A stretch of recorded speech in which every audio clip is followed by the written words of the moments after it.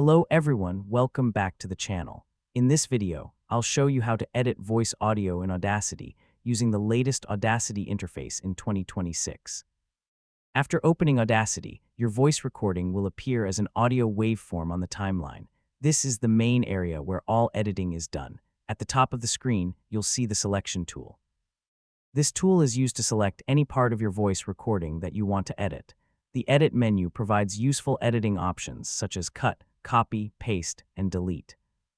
These tools help you remove mistakes, shorten long pauses, or rearrange parts of your recording. The Effect menu contains important audio editing features.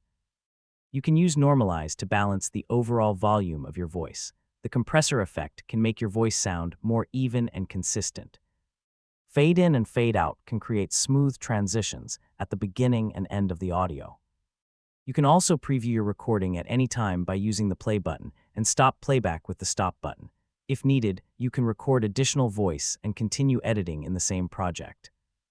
The waveform display helps you identify loud and quiet sections of your recording, making it easier to edit accurately.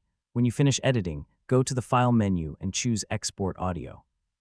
Select MP3 or WAV format and save the final version of your voice recording. Audacity is a powerful and easy-to-use audio editor for YouTube videos, podcasts, tutorials, voiceovers, and many other recording projects. That's how you can edit voice audio in Audacity in 2026. Thanks for watching, and I'll see you in the next video.